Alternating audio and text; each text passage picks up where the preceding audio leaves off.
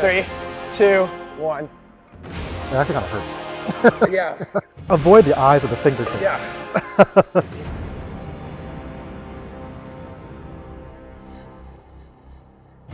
You've seen Hot Ones on YouTube. Now here's Hot Ones, High School Edition, the show where we bring on teachers from Winston Churchill High School to ask hot questions and eat even hotter chicken nuggets. We have the hottest hot sauces, so stay tuned as we suffer from the heat. And let's take a deep dive into the lives of our teachers. Welcome to Studio 261. I'm Spencer Swetlow, here for Season 1, Episode 1 of Hot Ones. I'm joined here by ex-Special Forces turned Walter White, Mr. Lee. Yay! Thanks, Spencer. This is the show where we've got hot sauces and even hotter nuggies.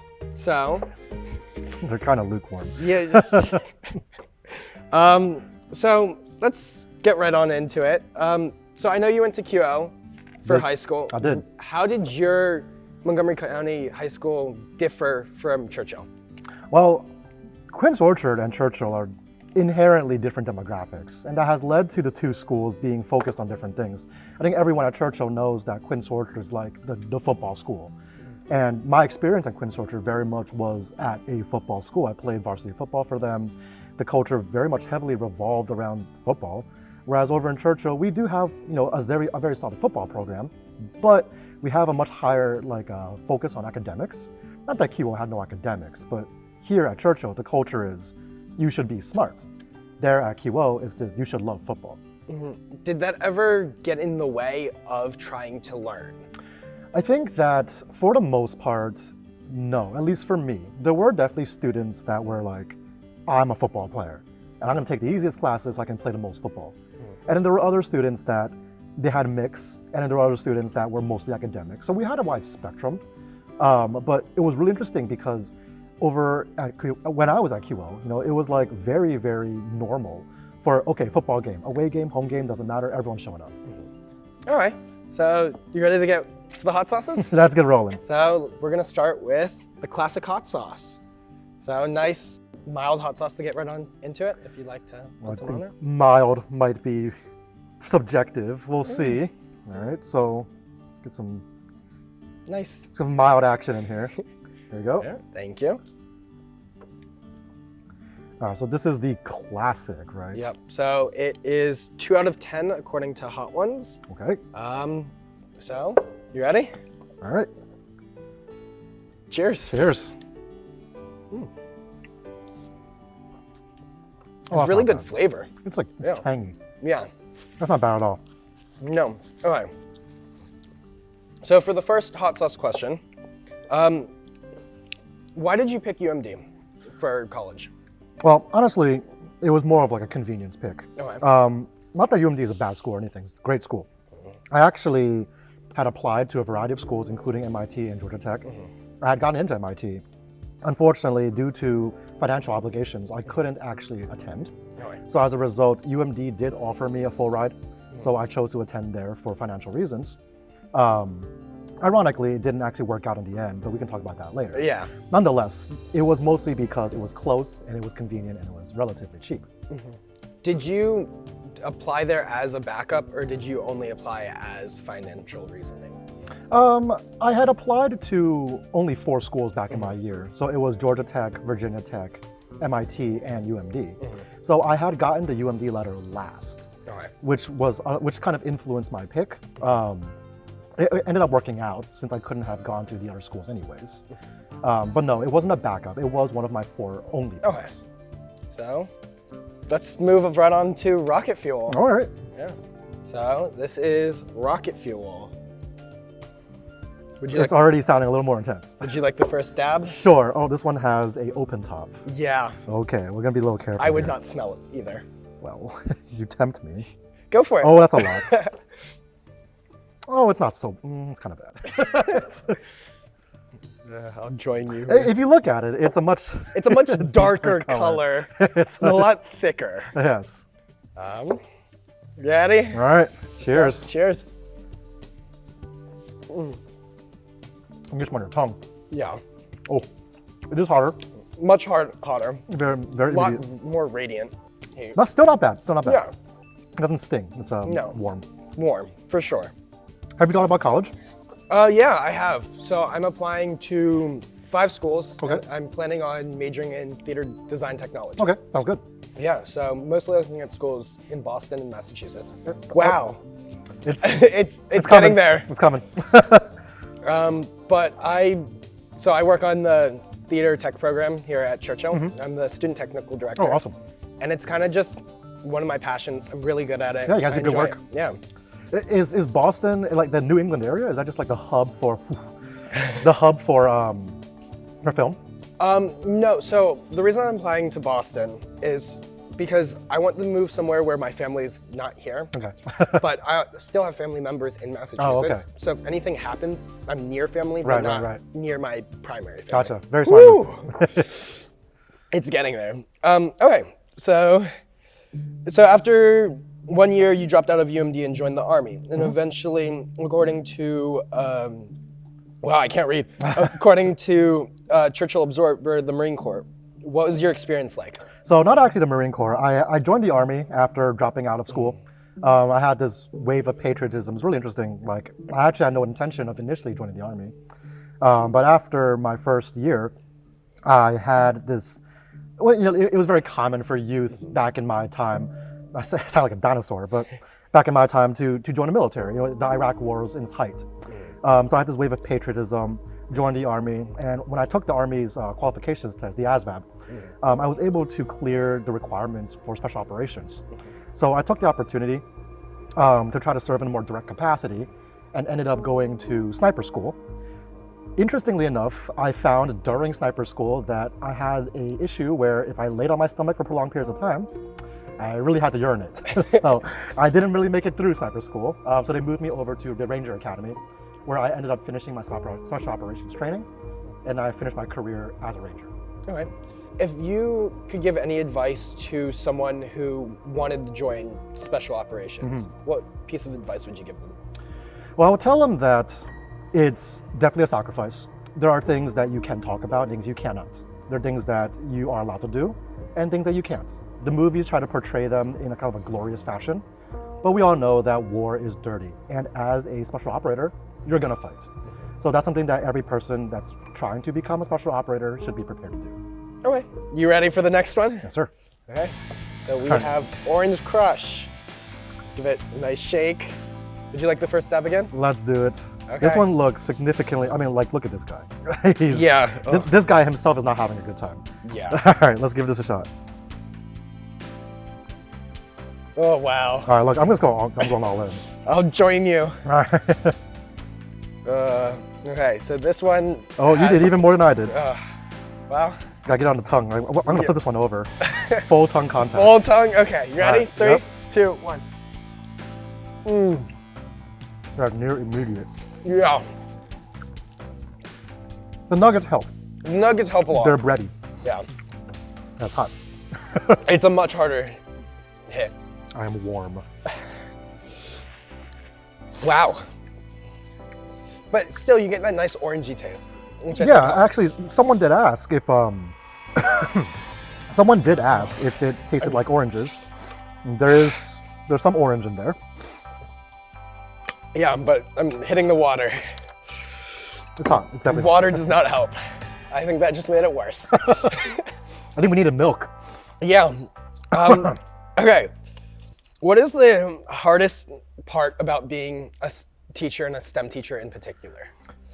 You have to be ready to accommodate a variety of very unique problems and questions, especially with a very academically focused demographic like in this area.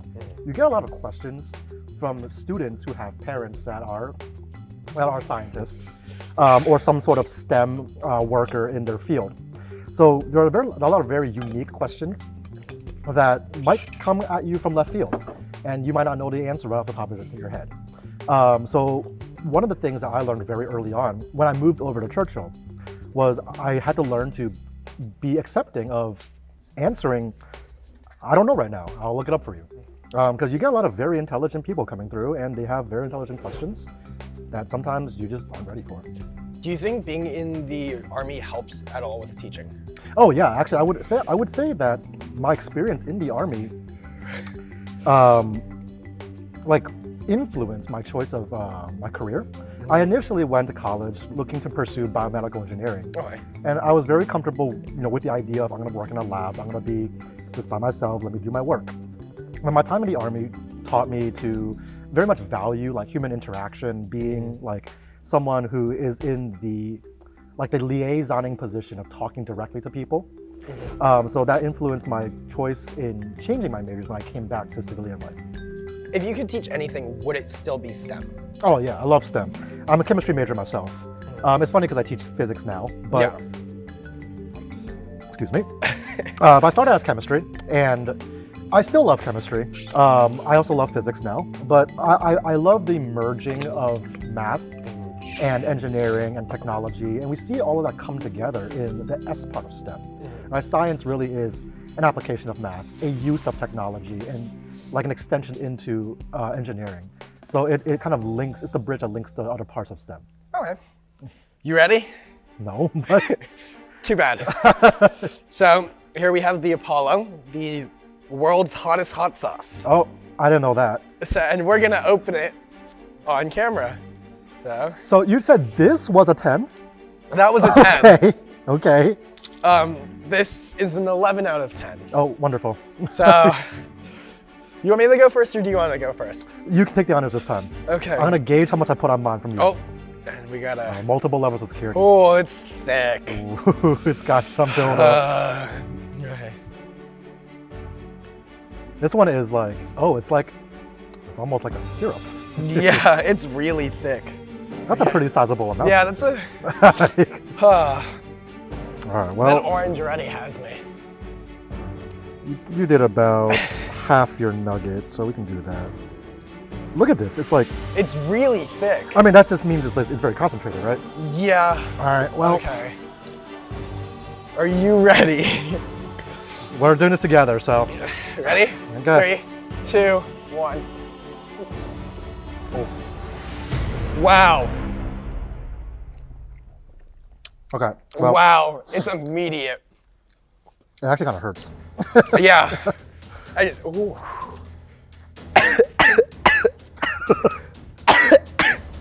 You okay there? It's pretty hot, it's pretty hot. It's pretty hot. Okay. It's pretty hot. Wow. I'm sweating.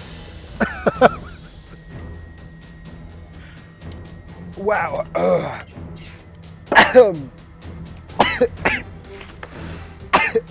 Oh, Wow. it's still there. It doesn't want to go away. The water just pushes it Yeah. deeper into your throat. Are you okay? I'm good, I'm good. Okay. Final question. All right. If you could change anything about Churchill, what would you change? I think that in years past, I'm crying. Wow. yes, it's kind of avoid the eyes with the fingertips. Yeah. So, You okay? oh yeah. So I think in recent years, I want to say like the last 5, 6, 7 years, Churchill's school spirit has been diminishing for whatever reason. COVID definitely didn't help. And I don't know how to bring it back.